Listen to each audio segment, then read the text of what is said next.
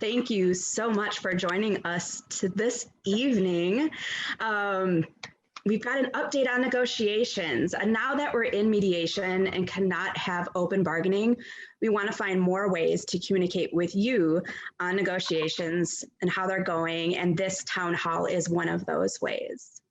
Before we go any further, I want to quickly share today's agenda with you. We've just completed another day of bargaining with Minnesota Management and Budget, better known as MMB, and we'll update you on the day's discussions, including the latest on some of the key issues that you've asked us to fight for. We'll have some Q&A and then ask you to participate in an action. It will be easy, I promise, to help us achieve the best contract possible. We are more powerful negotiating when members are speaking with people not only sitting at the bargaining table. We need to amplify our message and make sure the governor, legislators, and the public know how this contract will help us better provide public services to our fellow Minnesotans. So stay tuned for what we need from you to help us. MAPE statewide president Megan Dayton is up next with an update on layoff notices we just received in upcoming special session. Megan. All right, thanks, Carolyn. There's there's more than 400 people on the call here. That's super awesome. Thanks for joining us. I am excited to get to an update on negotiations, but wanted to share some information on the special session, shutdown, the layoff notices before we get into that. So this weekend, like most of you, I received my layoff notice from MMB. We actually received two of them. My husband and I are both state employees, so we got two letters in the mail. So MMB is referring to these letters as a necessary formality, but I can tell you, and I'm sure you all agree with me, that it didn't feel like a necessary formality to open the envelope this weekend while we were spending time with family and celebrating those we've lost, or remembering those we've lost. We're hopeful that there won't be a shutdown, but even if that doesn't happen, even if the legislature reaches a deal that averts a government shutdown, the fact remains that the inability of the legislature to get their job done is putting our jobs in jeopardy. And it's maddening. It's really frustrating. So please know that we are working to make sure you all have the latest information on what to do in case of a government shutdown. We signed an MOU, a memorandum of understanding for some provisions in case of a shutdown. And we're working at the Capitol to get the best deal possible for our members and for the state of Minnesota. The legislature is expected to begin a special session on June 14th, so just in a couple of days here. And hopefully they'll finalize a budget agreement then.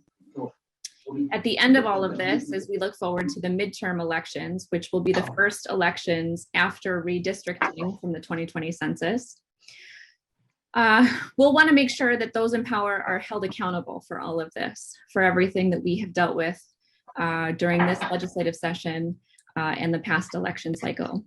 That last election cycle was really tough, and a divided government. Minnesota has the only divided state government in the country. And that divided government has shown that we won't truly get a budget that invests in our work until we have a labor-friendly majority in all bodies. So for now, we know that there's still time to get the job done before the June 30 deadline. And right up until then, we will continue pushing for our legislators to get their job done, to make sure that we have a fair budget that supports our work to deliver exemplary service to the 5.7 million people of Minnesota. So with that, I'm going to go over to, I think, Adam, one of our co-chairs, for an update.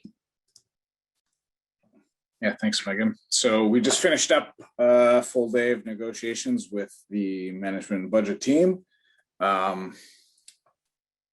Just a quick situational update. As noted, with the lack of a budget, our big push week, which was scheduled for the week of June 14th, has been pushed back to July 19th now, with a couple days meeting with MMB in between. Thus far, MMB has been a terrible negotiations partner. Many of their proposals show a clear intention of union busting, sweeping attacks. Everything feels very anti-union. They claim they don't understand why trying to control MAPE stewards, imposing restrictions arbitrarily on our ability to communicate with our coworkers and to eliminate seniority, so long tenet of labor, by pitting employees against one another. They seem to be under the understanding that eliminating seniority will make for a more equitable workforce without addressing the fault that lies at their feet. We continue to bargain in good faith, offering hopeful solutions that will benefit our workforce and them as employers, and they've not really budged. Unfortunately, we continue to hear a lot of explanations on why they're saying no, under the guise of managerial rights and their desire to maintain that, and then just continual no's on every package we put across the table. We have another round of negotiations with CGIP, our healthcare provider or program, next week. Negotiations there are going largely the same as at the master table. It's been a hard slog there. And in regards to economic proposals, because there is not a budget to work under, MMB has not been willing to discuss economic proposals with us. So we have not had a lot of substantial discussion around those proposals. So all of our negotiations have been with the threat of a shutdown in the background. And as I mentioned earlier, that the lack of a budget and upcoming special session has again pushed our push week back to July 19th, where we hope to come to a full tentative agreement after that. Just to intro a couple issues and ideas with you all. Over the last year, members have told our team what they need to have in the contract that's going to enable them to help Minnesotans find relief and recovery from the COVID-19 pandemic and reimagine the state workforce as we go forward. At this point, we want to highlight 3 examples of issues that you've asked all of us to negotiate on your behalf. We're thankful for all the feedback we've got and that's been given to us. These are the issues that we've really moved forward and are working to gain some progress on. First, we'll hear from Nick Roth on the temporary unclassified issue. Next, Shawn Swinson-Stafford on our equity, diversity, and inclusion proposals. Finally, Kristin Kirchoff-Franklin on our telework proposals. So right now I'm going to turn it over to Nick Roth and introduce temporary unclassified. Thanks, Adam. Yeah, so I'm Nick Roth. I'm a project analyst at the Department of Agriculture, and I'm here to talk about temporary unclassified. So it's been a big project, but basically, over the last 4 years, MAPE has been fighting to support temporary unclassified or TU members. Temporary unclassified positions have less rights, can be laid off at a moment's notice, and have no ability to grieve it. Though there are situations where a TU is proper, we know that time and again, this is a status that is overused and misused. We have provided dozens, if not hundreds, of examples of its misuse to MMB. More disturbingly, in the last year, by surveying our own members, we discovered that people in these positions are more likely to be BIPOC than MAPE membership as a whole. So in other words, the state has a higher number of BIPOC members in positions with less stability and rights than other positions. This is not right. Over the last 18 months, we've also had promises from the governor for solutions to end the abuse of TU status.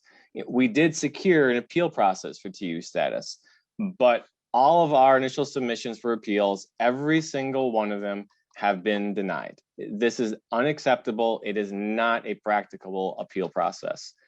The only solution for this situation is to improve the contract language for TU members. As some of you may know, I am also a TU member, and I think it's worth sharing how my story is ending. A year ago, everyone in my program, including myself, was told we would be converted from TU to classified positions. All of my coworkers have since been converted, And as recently as the end of December, my division director said I would be converted. But I was recently told that because of funding issues, I alone will not be converted, and my position with the state will end July 1st, with no layoff benefits possible. This is despite the fact that the work I do will still be an essential part of the FDA's requirements for the Department of Ag in the coming years, further solidifying that my position never should have been made temporary to begin with. I am lucky that I at least got some heads up about this, as they could have given me none. But I was set up to fail and be taken advantage of from day one. And without stronger language in our contract, MMB will continue to put hundreds of people in the same awful position. I am thankful that my union is fighting for me. Let's keep fighting and improve the situation for all TU employees. A couple bargaining sessions ago, MMB tried to tell us that TU didn't matter, that it only affected only 571 employees. Well, it matters to me and to hundreds more, and it matters how quickly MMB could grow that number if they wanted to. One misclassified person is too many, and one BIPOC person forced to take uncertain working conditions as a prerequisite to even enter state service is too much. So thank you for supporting this fight, and let's keep fighting. Yeah, thanks, Nick. Thanks for sharing that with us. Again, just an egregious misuse of the statutory language. Next up, I'd like to introduce Shawn Swinson-Stafford. Be discussing our diversity, equity, and inclusion proposals. Shawn?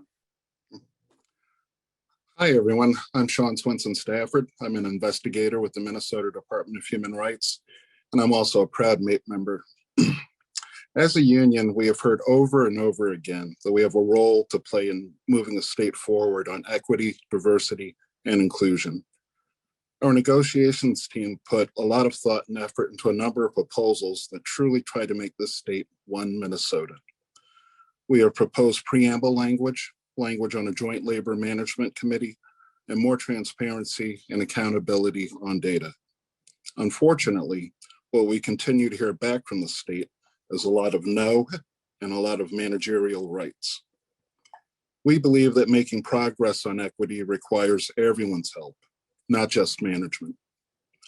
MAPE needs to be at the table because, as many say, if you're not at the table, you are on the menu. We have seen from so many conversations that the union brings a unique perspective to EDI work. Members will say things that need to be said to their union siblings that they might not say in their workplace. There's also a mutual accountability that comes from a joint labor management committee. And the basis for all of this is transparency around data.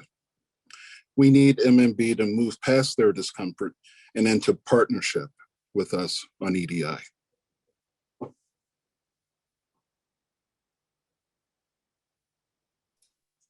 Yeah, thank you, Shawn.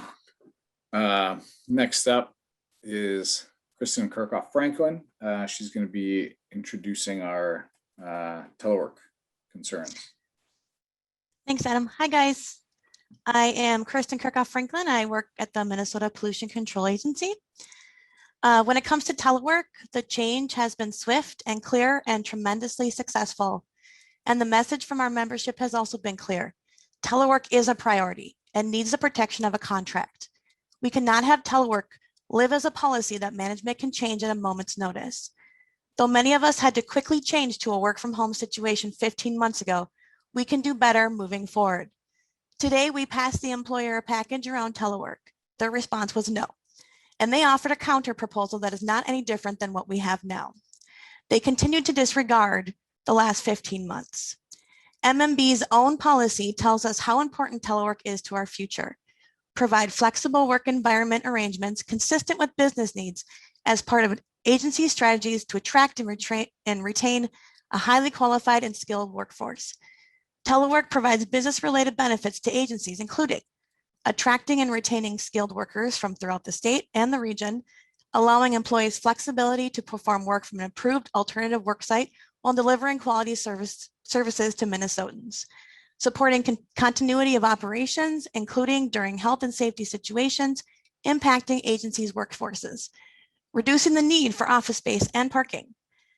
And what I'm passionate about, minimizing impacts to the environment. But so far, they refuse to discuss putting it in our contract. We wouldn't let MMB change our rate of pay, our vacation, our sick leave without any negotiations. The same must be true now for telework. We will continue to push for telework in the contract. Thank you. Yeah, thanks, Kristen. Hard to believe somebody who works for the Pollution Control Agency is passionate about environmental impacts. Next up, I'll be handing it over to Claudia. She's going to be introducing how you can join up and help us with our push for a better contract. Claudia? Hi, everyone. I'm Claudia Hochstein. I also work at the Pollution Control Agency. And as we discussed at the beginning of this town hall, we build power at the bargaining table together. If you're all helping us communicate messages beyond just the 40-something people who are in the room, our voice is stronger and louder. So today, we're asking and we need your help in making a series of videos that will tell a story about what we're fighting for and why it's important to have the support of the broader membership, legislators, the governor, and the public. Shortly, we'll open up breakout rooms. We ask that you make a stop by a breakout room shortly before you sign off for the evening. In the breakout room, we'll record you reading a sentence about the contract, about negotiations, or about what you do for the state. And don't worry, we have the script prepared for you, and it'll be really easy and super impactful. The breakout rooms will be divided up by subject. You can be part of a video on equity, diversity, and inclusion, the temporary unclassified issue, telework, helping the state, how MAPE members contribute to Minnesotans and Minnesota's quality of life, and finally, healthcare and cost of living adjustments. And I will pass it back to Adam. And I just really hope that all of you take a second to record a video with us.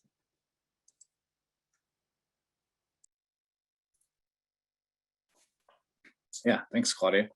All right, so I think now Kirsten Peterson is going to be leading the question and answer portion of the program. Kirsten, go ahead. Yes, absolutely. Thank you, Adam. My name is Kirsten Peterson. I am the regional negotiator for Region 18, which is Southwest Minnesota. I'm also the chair of the Meet and Confer for the Department of Employment and Economic Development. So just like Claudia just said, we need your help. It's really important that we get some of your faces. And so if you want to enter one of these breakout rooms, that should just pop up for you. Otherwise, it's in the lower right-hand corner of your screen.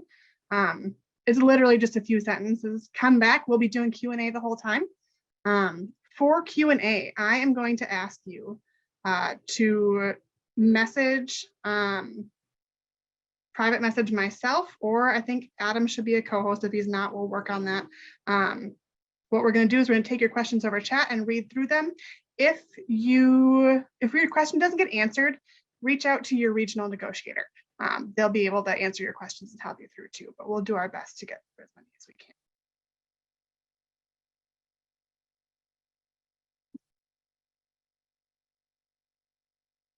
I'm just going to give it a few minutes for questions to roll in, maybe not a few minutes. Let people type here.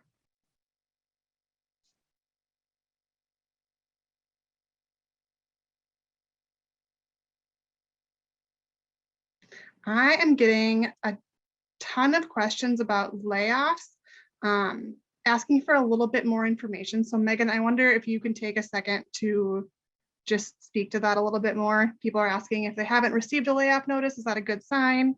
I think some agencies aren't getting layoff notices at all. So what more do we know?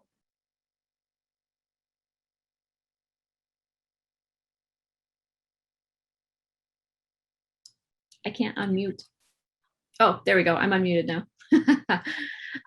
Yeah, so there was a general agreement between the Speaker of the House, Senate Majority Leader, and Governor Walz at the end of the regular session. But now those budgets have to go through committees to get finalized. Some of those have gone through. So there are some agencies who have a budget finalized already. Layoff notices were not supposed to go out last week. So if you if you haven't gotten one, I don't know that that necessarily means that you won't get one. Hopefully all 40,000 people that have received a layoff notice so far won't need to do anything with it, because we won't have to deal with a government shutdown, a state government shutdown. But I mean, that's really basically what we know about layoffs at this point. The letters are what they said, a necessary formality when a budget deal is not struck in regular legislative session. So now that we're out of that, we have a 30-day requirement in our contract for management to notify in the case of potential layoffs anyway, a potential government shutdown. So that's what's happened. Are there more specific questions that I can help answer about layoffs?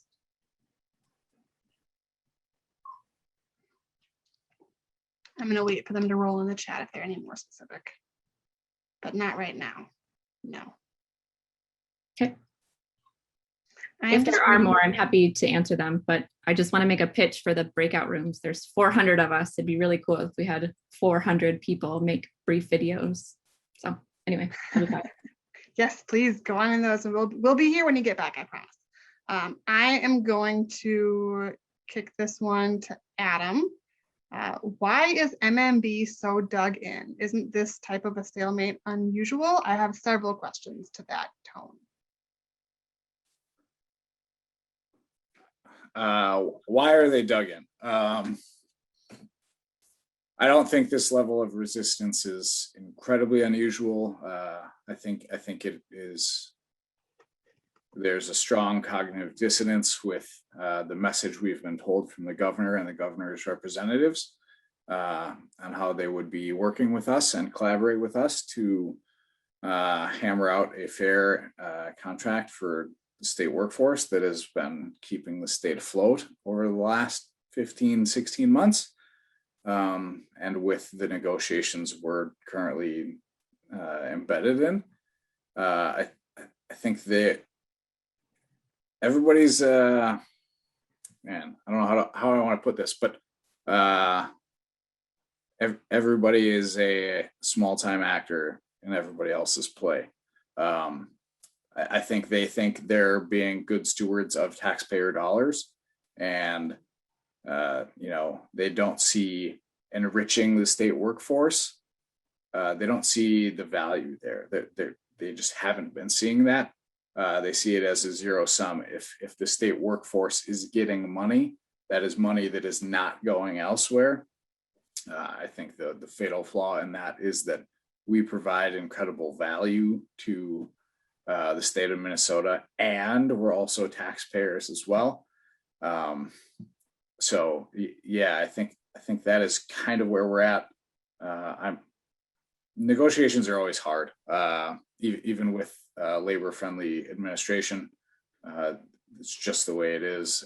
MMB and labor relations folks often have human resources wish lists, and our job not only to protect the strong language in our contract from being weakened, also to try and gain ground. And we're kind of trying to do a balance of both, of protecting what is in there now from any heinous or egregious proposals by MMB, and also trying to establish some stronger language on our behalf as well. So it's kind of a two-edged sword.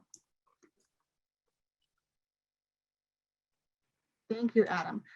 This next one I'm going to send to Mike Asmus. So I'm getting quite a few questions in the chat about like what escalations and what actions come next. What happens if we don't get a good deal? Mike, do you want to take that away? I'm trying to reframe it as much as I can to capture what everybody's saying. Yeah, so what's next specifically right now is doing the videos in the breakout rooms. If you haven't had an opportunity to do that yet, I don't recall if in our update at the beginning we had mentioned our original plan for push week had been for it to be, which is typically the final week where we meet with AFSCME and the state to like finalize what the agreement is going to be. But because of the potential special session, it got moved back into July. So that gives us tons of opportunity for different de-escalation tactics that we'll be asking folks to participate in between now and then to demonstrate to both MMB and the governor's team that we are united and give a darn about all of these proposals that were just so beautifully articulated a moment ago, and that our negotiations team is fighting for so hard at the table. Thanks, Mike. The next one is on telework. So I'm going to have this one. Who wants to take telework from this team? The question is, and there's a few of these that are like this, why is the right to telework such a huge deal after a year and 4 months of being required to work from home?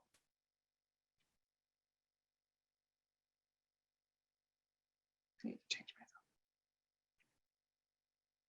Let's take that one, Adam. Okay. I think the simple answer is it gives the employee a level of discretion and flexibility that management is uncomfortable with. They're very much like to keep their employees under their thumb, and it takes away inherent managerial rights, is the language that they love to fall back on.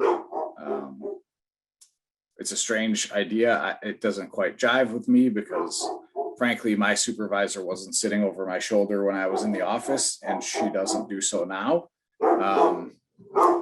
So yeah, it's I think it is strictly a managerial control issue, despite the fact that, you know, there is some cost savings on management's behalf in regards to not having office space, printing costs, electricity, etc. The concern is lack of productivity, the inability to do their jobs and manage staff with the tools that they already have at their disposal to do so.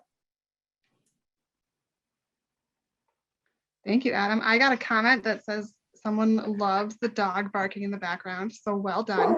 I'm going to ask Kristin Kirchoff-Franklin if she wants to add anything to that. Kristin has been our language writing guru on the team, and I want to give her a chance to speak as well.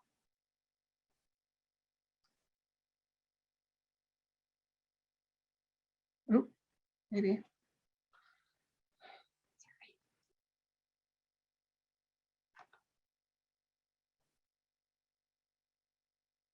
We have too many co-hosts, so I apologize for the technical difficulties. We can't have everyone be co-hosts. My reaction to that question is that that's a great question. And that's a question that we need to continue to ask MMB as to why, after this long, that the right to telework continues to be an issue that we're bargaining over. So yes, that's my reaction to that. Thank you. Thank you. I have a question here that I lost it, but I don't want to entirely lose it. Then I'm going to have Shawn Swinson-Stafford, if I can find him, or somebody can unmute him for me, who wants more detail about what we're proposing for our diversity, equity, and inclusion proposals. Carolyn, if you can unmute yourself too, I'm going to make it an option for both of you.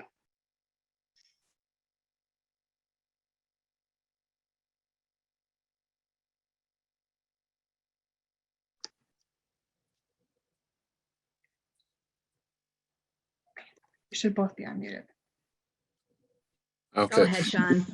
Okay. Yeah, we want substantive things like a joint labor management committee where we can actually talk and figure out approaches to increase equity and diversity and inclusion in the workforce, and increase retention as well. We've seen some very anemic proposals from MMB, unfortunately. Some of you might be familiar. For example, one of them, in the supposed name of equity and diversity and inclusion, is just to rename holidays. One example would be to, instead of saying Christmas, to say December 25th.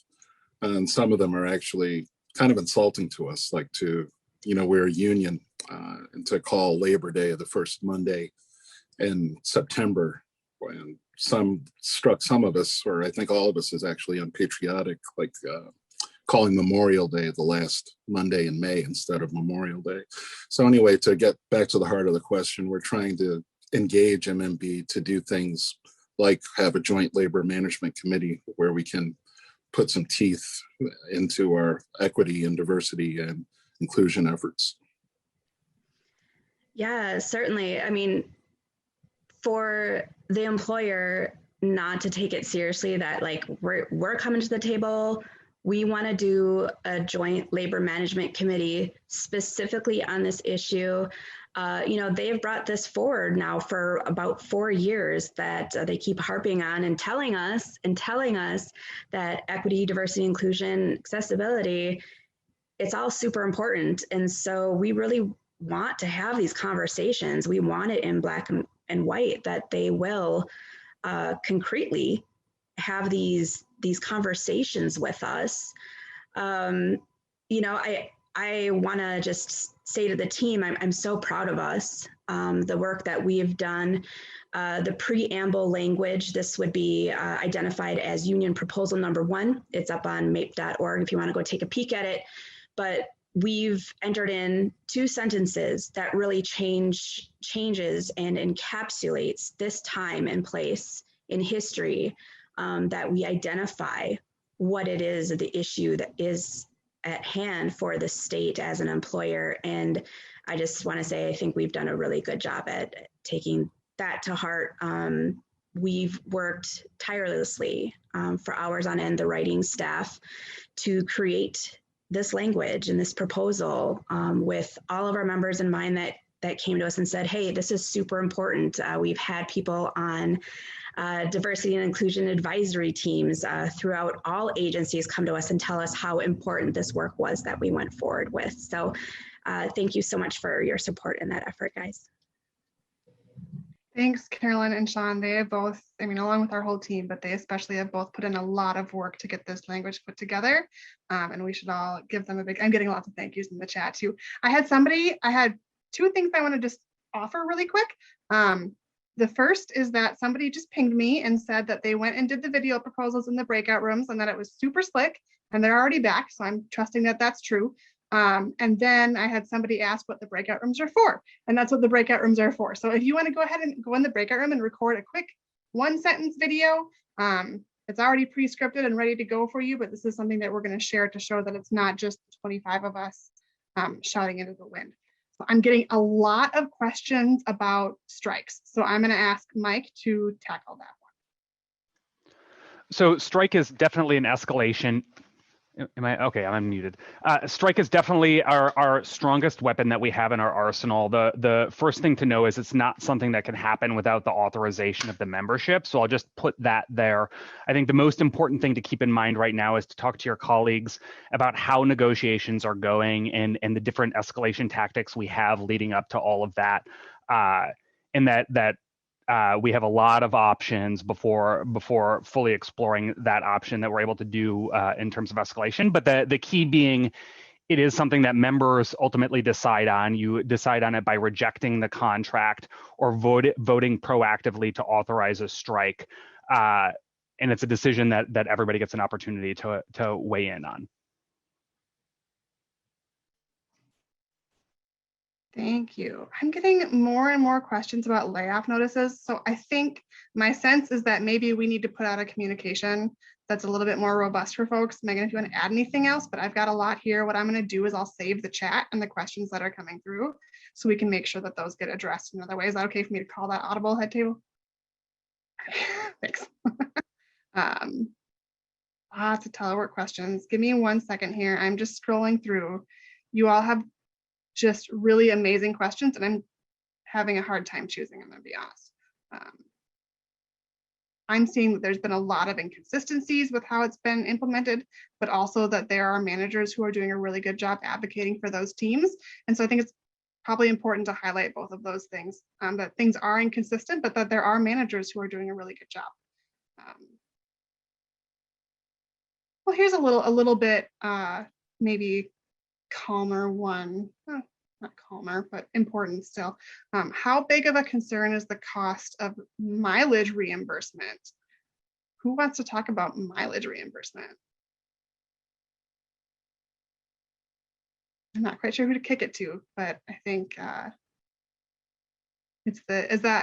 Please clarify for me in the chat if you're wrong. I'm interpreting that as the distinction on how many miles we go.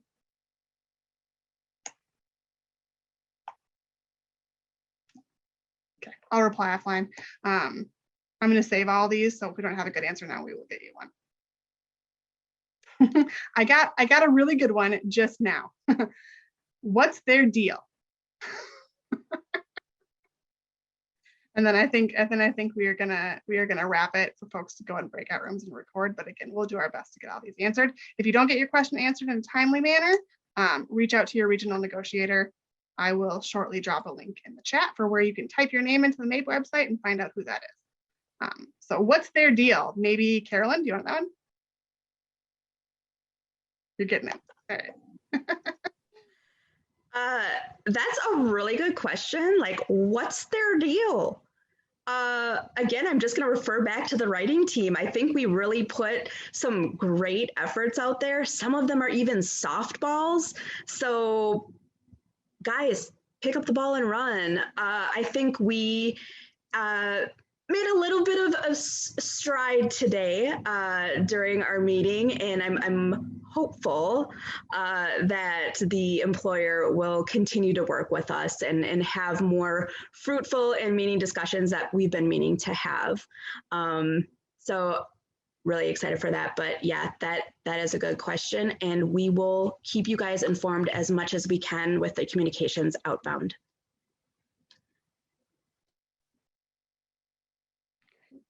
Thanks, everyone. Before you leave, if you want to take a minute to go and pick your favorite breakout room and get involved. I'm getting some questions about Wall's involvement. At this point, he has told us that he respects the sanctity of the bargaining table. But I think, as all things with negotiations, things change as time go on. So we shall see. Kirsten, somebody wants to know if there's other ways or times to put in the video. There is a way to do that. Someone will have to remind me how. Leah, are you able to unmute? I think Leah is in the breakout room right now. Oh, that's right. Kirsten, can you or someone else explain how someone joins the breakout room if they'd like to do that? Yes. So if you go to the lower right-hand corner of your screen, there should be a button that either says more or join breakout room. I'm looking at the host version right now. So it looks a little bit different for me, but it should be towards the lower right-hand side of your screen. It's my dog, but he is back here. So I keep getting all these guys.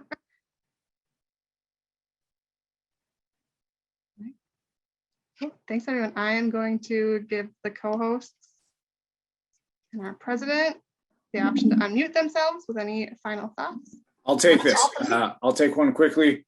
Thanks, everybody, for showing up and for getting the update and for participating. Please do go to the breakout room, shoot a video quick. The one other request I have is that the next time you physically see your regional negotiator, please give them a hearty thank you. The work that this team has done on your behalf has been incredible. Having all virtual meetings, having some staff team turnover, negotiating with an adversarial partner, sorting through 143 pretty terrible proposals, and really advocating for the best contract for our members. It has been an incredible effort. I'm really honored and proud to serve with the team. So please send a thank you their way. They truly are doing a ton of work off hours to fight for a better workforce for you and for Minnesota. So yeah, thanks, everybody. I will second that.